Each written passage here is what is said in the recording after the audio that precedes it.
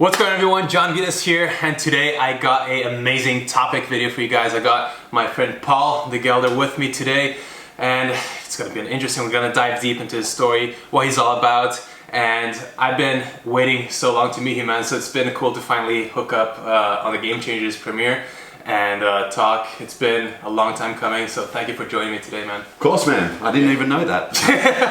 I wasn't even aware he knew who I was, but yeah, that's really cool, man, because I've been following you and I watched your podcast with Nimai and YouTube videos and stuff, so it's really cool. I just walked in at the after party, I was like, yeah, what's going on, man? I was so surprised. He was just like, Jon. I was like, dude, you know me? I'm like, you're a fan of us. So it's fun, man. It's a social media life. I love it.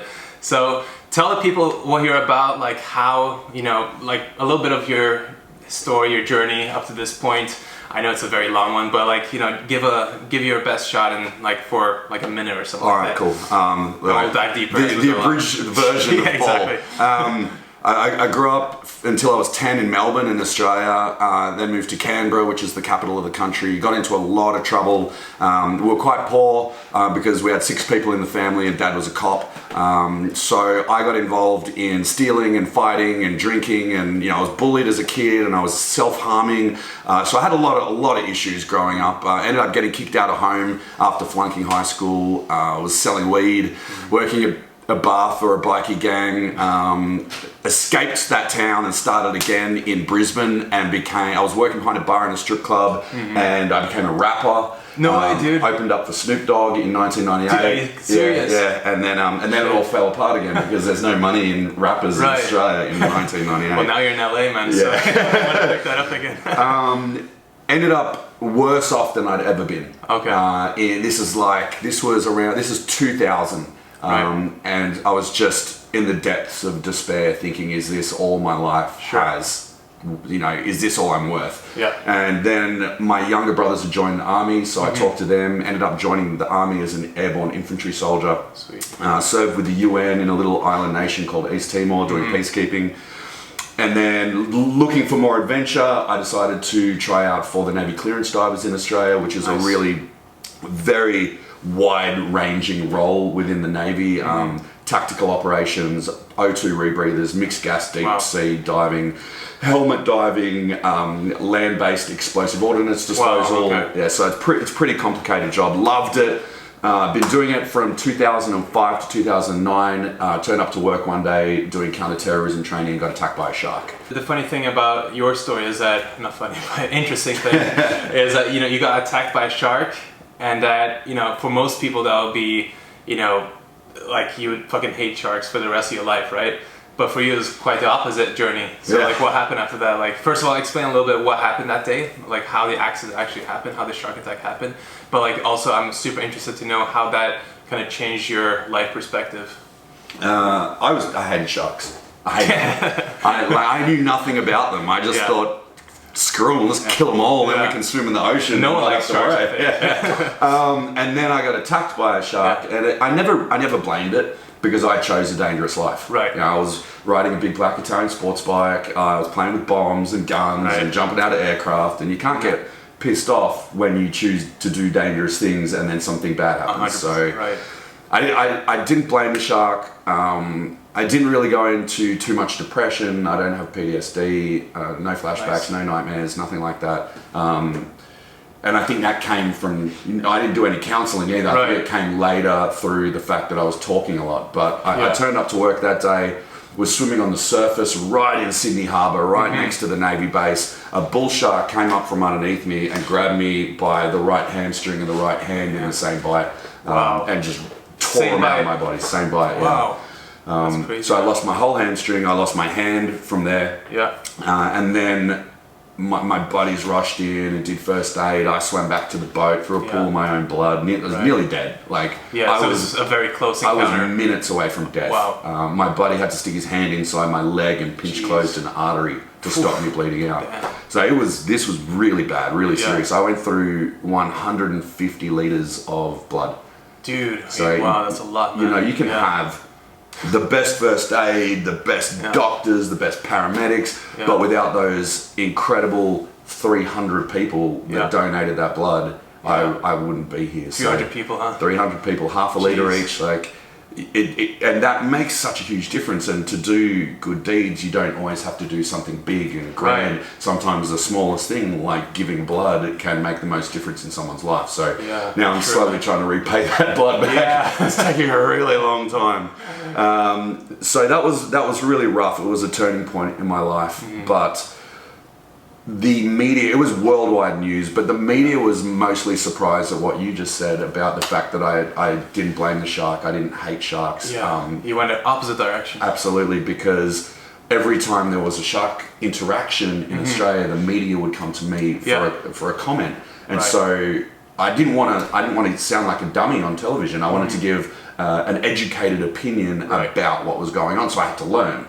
And the old catchphrase, knowledge dispels fear, rings true in this case. 100%. The more I learn about sharks, the more I realized how much they have to fear from us than we do of them, because 7 people on average around the world, whole world, 7 people die from sharks. It's nothing, right? It's nothing. Like you are far more likely to die in a car accident on the way to the beach or drown at the beach than you are of ever even seeing a shark in your whole entire life. Yeah, it's absolutely insane, man. And so I started doing that a little bit, and I got comfortable in front of the camera. I did 60 Minutes a few times in Australia, did a lot of media, and just I was trying to get back to work as well. So I went back into the ocean after 3 months trying to surf on one leg. That wasn't happening. I drowned pretty badly. And then I went back to work, full-time work as a Navy diving instructor after 6 months. Oh, wow, that's very soon, man. That was the main focus of my recovery, was getting back to work, because I was terrified of losing my career, because I really didn't have anything else. So. And how long did you stay at that before you just stopped? 3 years. 3 years? Yeah, wow, I did it for 3 years, but it was killing me, because it was just... Inside, like, it was breaking me down, because I was teaching these recruits to do the thing that I love doing. And I never got to do it myself. And then it was working 70, 80-hour weeks. And I'm not talking behind a computer. I'm talking about 1,200 push-ups a day, on the boats all day, lugging around dive gear. So 3 years of that, and I was never going to get to progress past that point. I was going to be doing that, or maybe get promoted, but then I'd just be behind a desk. So I didn't want to do that, and I'd slowly crept into speaking, which was the only thing I was more afraid of than sharks. And now terrified. It's funny, cause like your 2 biggest fears became your 2 biggest passions, right? Yeah, like absolutely. It's, like your career now is basically sharks and public speaking. Exactly, right? It's amazing, man. And just goes to show like how just a simple shift in perspective can change your whole life around. And that's exactly it, the shift in perspective. Yeah. That's what changed my life as well, from that kid that was always getting into trouble to being a very disciplined soldier. When all I wanted to do was run away in boot camp, I realized that they weren't the problem. The discipline wasn't the problem. I was the problem, and my perspective was the problem. So I needed to change my whole perspective, and that's when my whole life turned around and started getting better. 100%. And so I learned that in the early days, and all of those struggles I went through in the early days actually helped me in my recovery after the shark attack 100%. To turn it into this incredible life that I now get to live. I travel the world filming documentaries for Discovery Channel, public speaking. I'm heading off to London to speak at a massive financial conference. I just spoke at Plant Proof with Rip Esselstyn. So I live a dream life because of those simple lessons. You know, we don't have to overcomplicate it. It's not that complicated. I know, right? Just simple choices that make the biggest difference. No, 100%. And for you guys who are listening, Paul is also 100% plant-based vegan.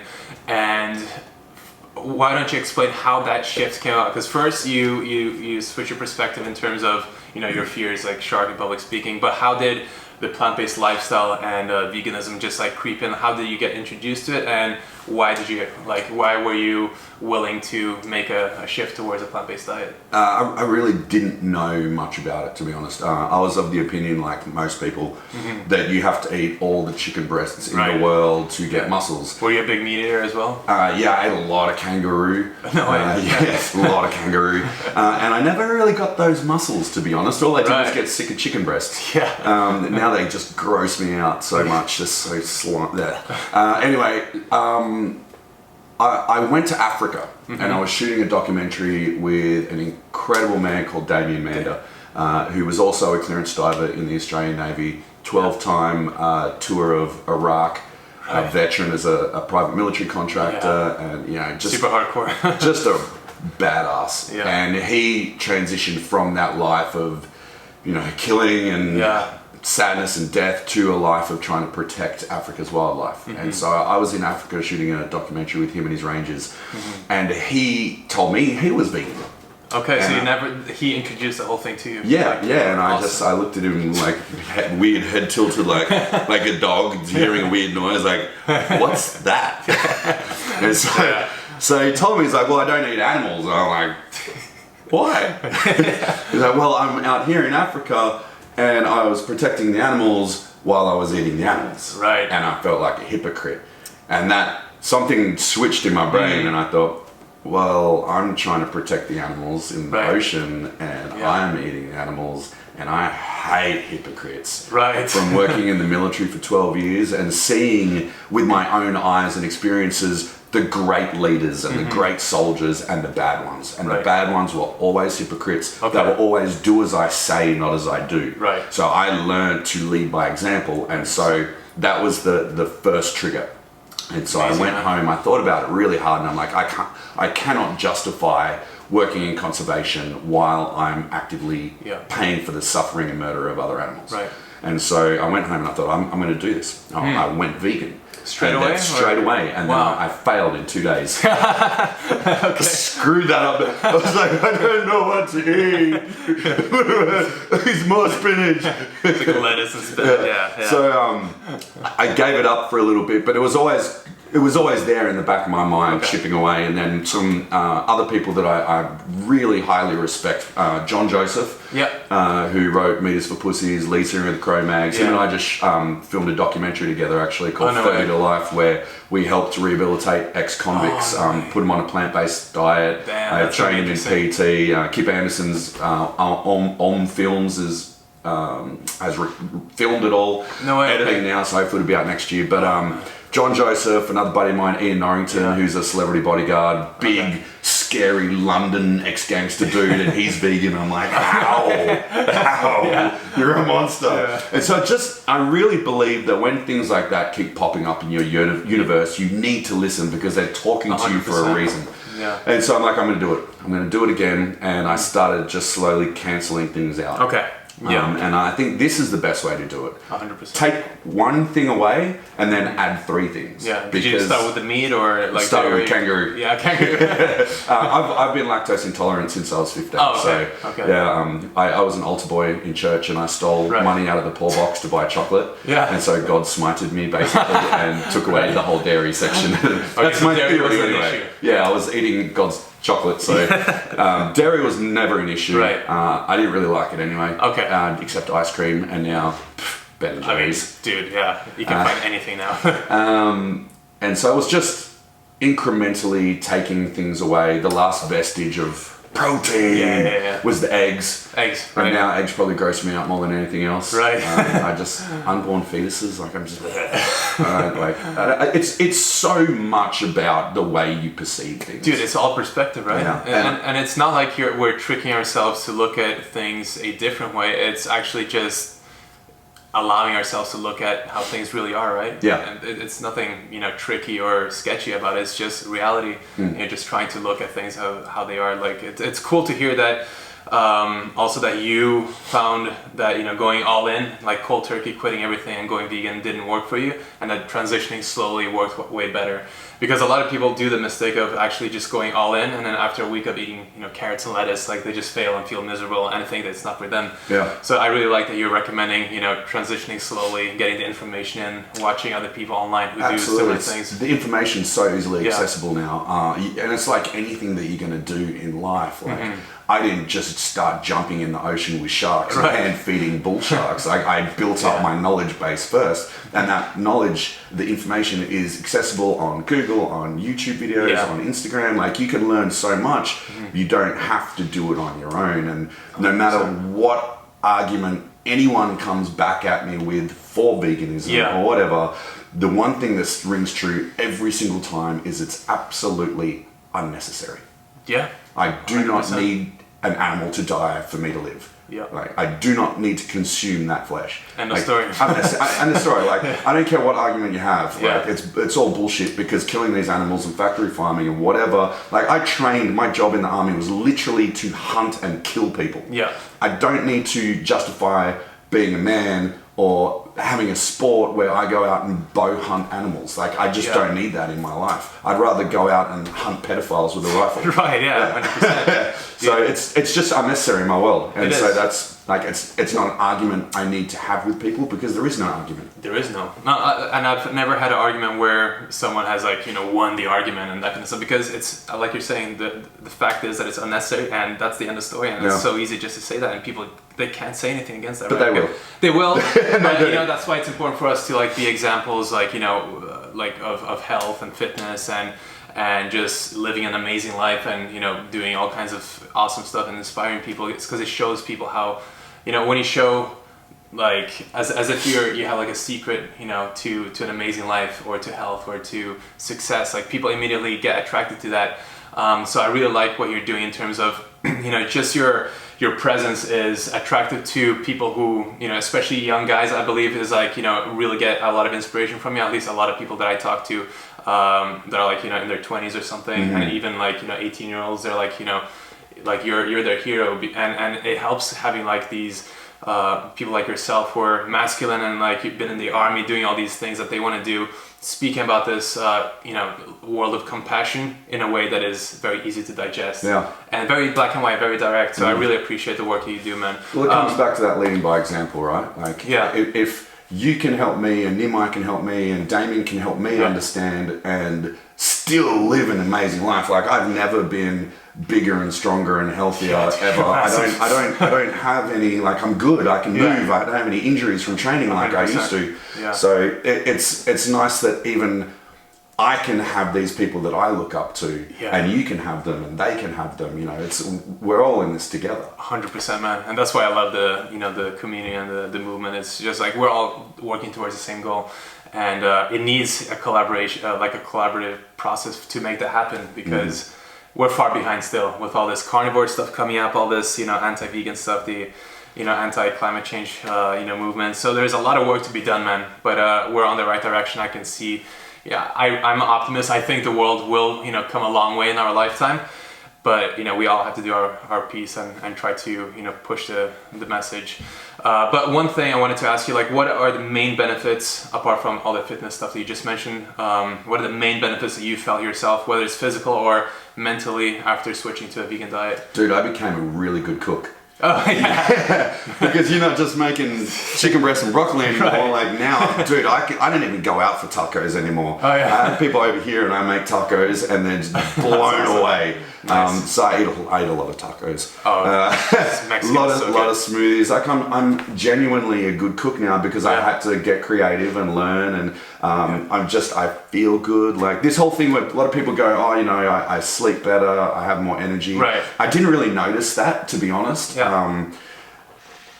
It didn't happen. Like, sometimes I sleep well, sometimes I sleep like crap, sometimes I have energy, sometimes I don't. Like, I still live this normal life, but the injury thing was amazing. The biggest thing is I feel really good in my soul. I feel good here, and I think that if you feel good in here, in your soul and in your spirit, then that transcends out into the world. And I feel like you need to be the light that you want to see in other people. And then you both get to share in it, and that comes along with happiness and positivity and motivation as well. 100%. Like, let that reflect out of you onto someone, and then you both get that happiness and positivity, and just share it around. Like, I feel good, I feel happy, I feel positive, and I'm not consuming any death, any antibiotics or hormones or any of that garbage that you're going to get secondhand through the animal food, through the flesh. Like, that puts my mind at rest.